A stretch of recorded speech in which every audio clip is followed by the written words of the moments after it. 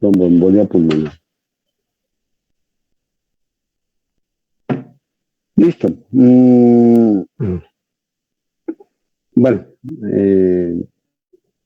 hay muchos factores de riesgo para tromboembolia pulmonar. Factores de riesgo, ¿cuáles son? Anticonceptivos orales. Anticonceptivos orales. ¿Qué más? Síndromes de coagulación. Hipercoagulabilidad. ¿Qué más? Fibrilación auricular. Fibrilación auricular. ¿Qué más? Hipertensión, diabetes, sedentarismo. Casi que los mismos factores de riesgo cardiovascular también tienen que ver con tromboembolia pulmonar. Pero a mí me gusta hablar de tres cosas específicamente que se llama la tríada de Virchow.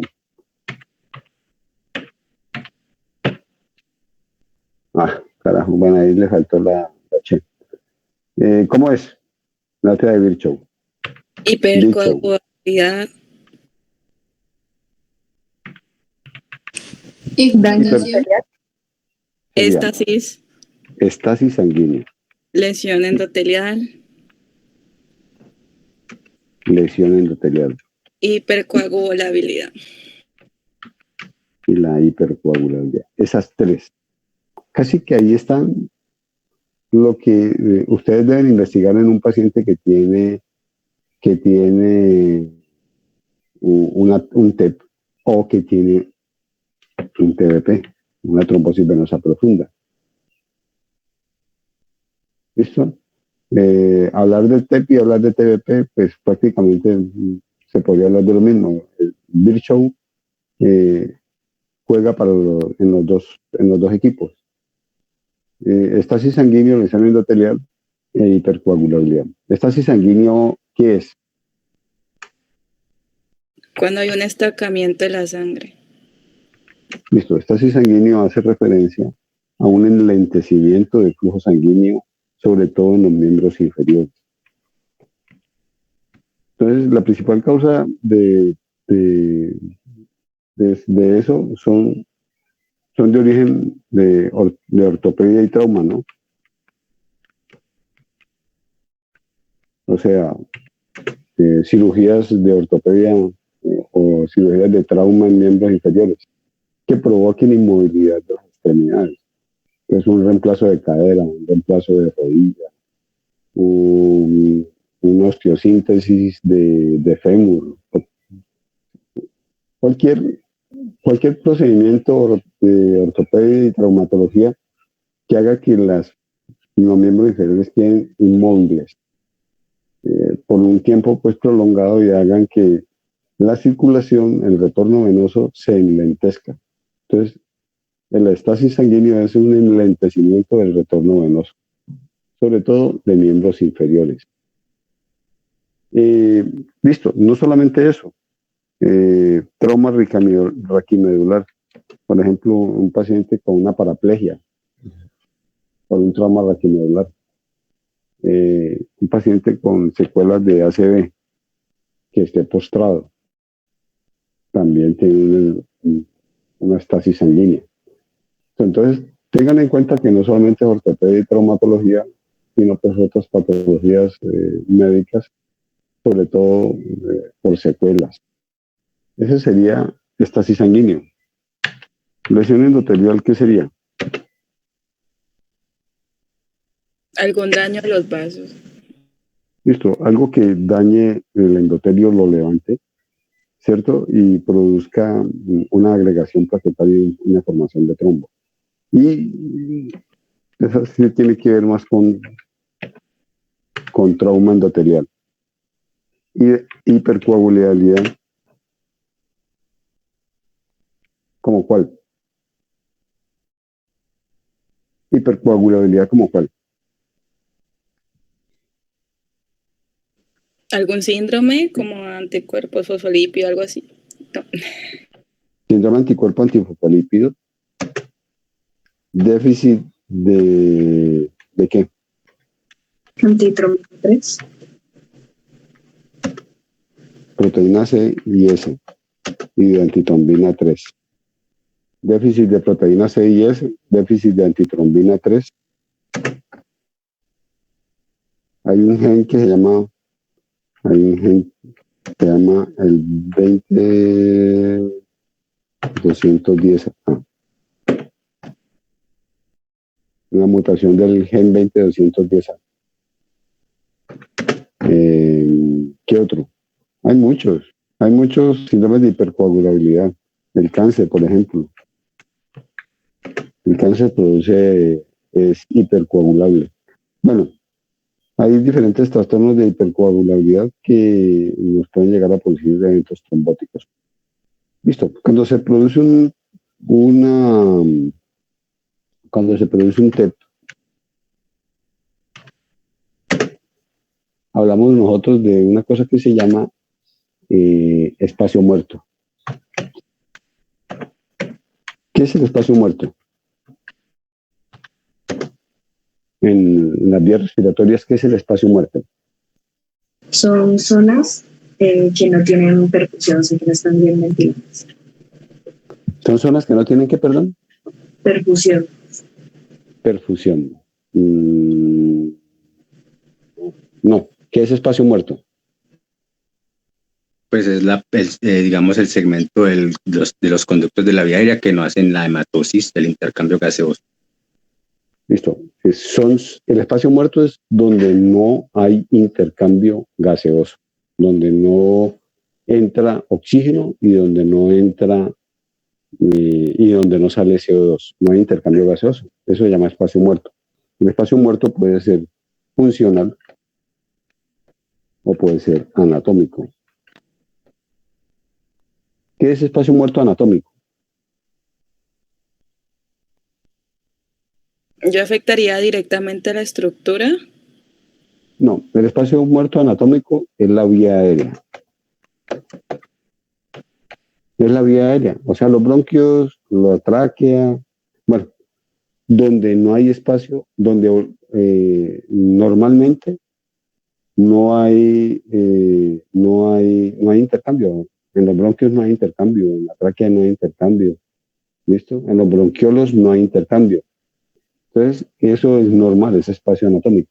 El espacio muerto funcional es un espacio donde normalmente hay intercambio, pero por algún motivo, porque se produjo, por ejemplo, una atelectasia o porque se produjo un trastorno de perfusión, entonces se perdió ese espacio de intercambio gaseoso y ese es el espacio muerto funcional. Entonces, el TEP haría parte del espacio muerto funcional. ¿Entendido el concepto?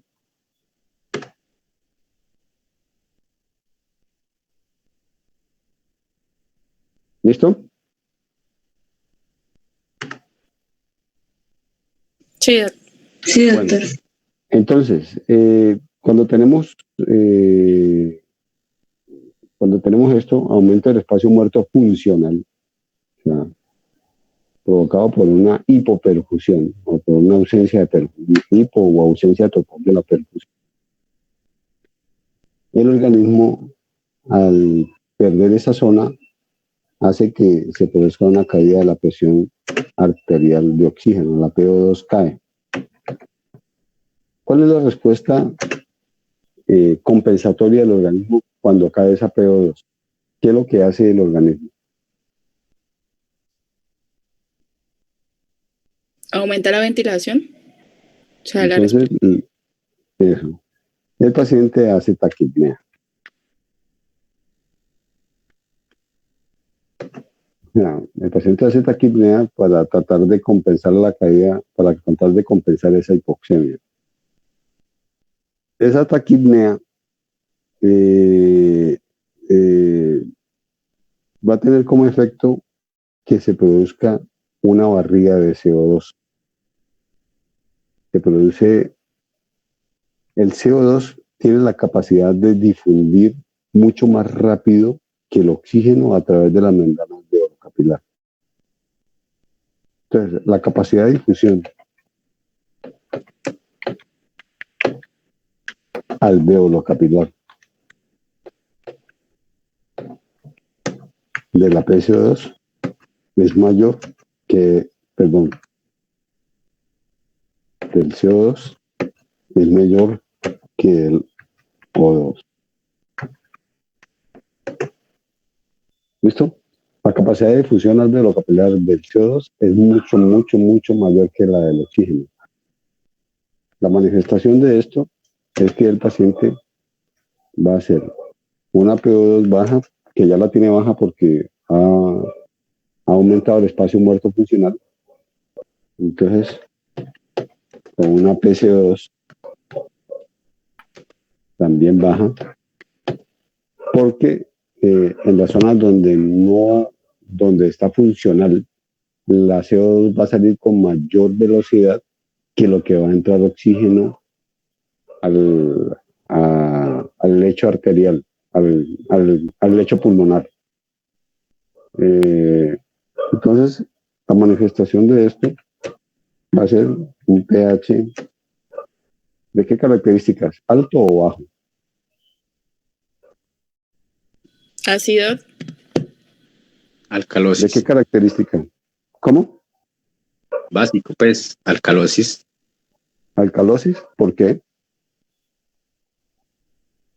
Porque digamos que al disminuir el CO2, que es ácido, entonces pues aumentan pues las sustancias alcalinas, como por ejemplo el bicarbonato. Eso está muy bien. Así es.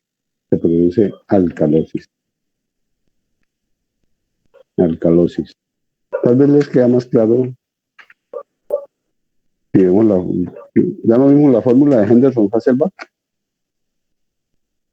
¿No se las he enseñado todavía? Sí, ¿cierto? La fórmula de Henderson-Hasselbalch dice que el pH es igual a 6.1 más el logaritmo del bicarbonato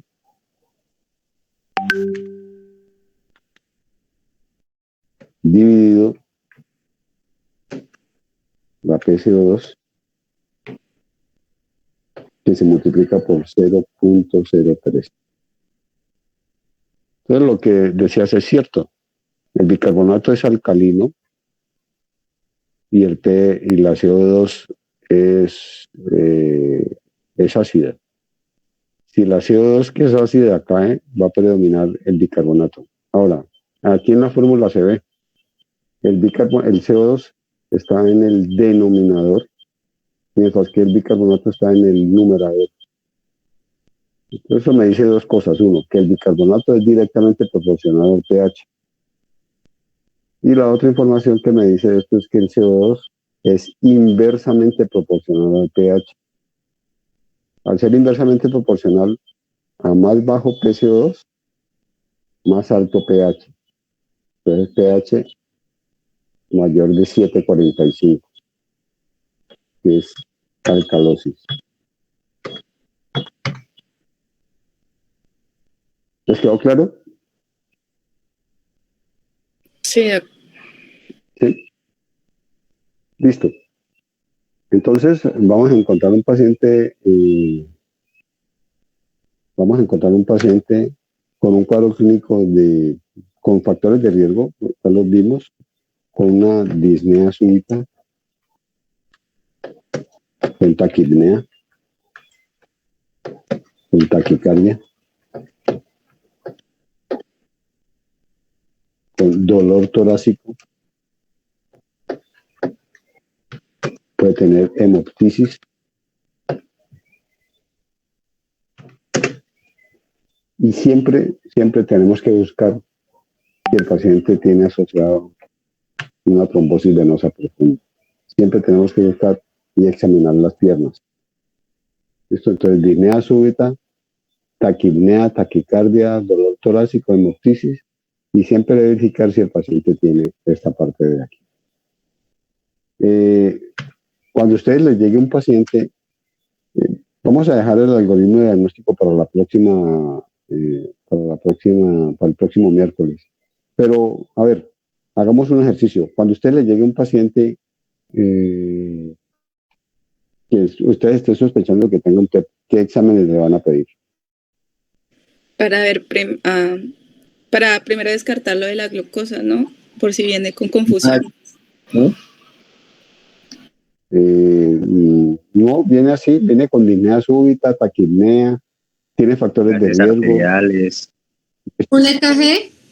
unos gases arteriales, ¿cierto? ¿Qué más? radiografía de tórax, ¿Un Una electrocardiograma? radiografía de tórax, EKG, un electrocardiograma. ¿Qué más? Dímelo de tan, tararán, tan, tan, tan, tan, tan, tan. Primero hay que hacer un algoritmo diagnóstico que incluye una calculadora o una calculadora que se llama PERC, P-E-R-C, PERC. Primero hay que hacer eso para definir la necesidad o no de toma de dímero D. No, antes, ustedes están sospechando de eso, listo, le van a tomar gases arteriales, radiografía de tórax, EKG y un cuadro hemático, muchachos. Eso es lo mínimo que tienen que tomar. Eso es lo mínimo que tienen que tomar de un paciente que esté sospechando de eso. Ya veremos otros estudios para el próximo miércoles. Veremos otros estudios que tenemos que hacer para completar.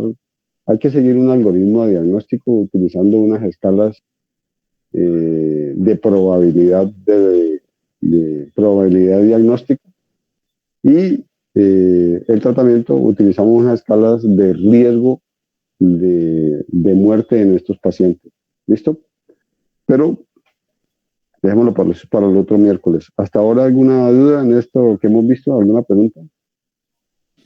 No, Bueno, listo. Entonces, dejemos ahí, muchachos, el Doc. otro miércoles. Dígame. Yo soy del grupo que va a estar con usted mañana. Mañana va a llegar tardecito, 9:30.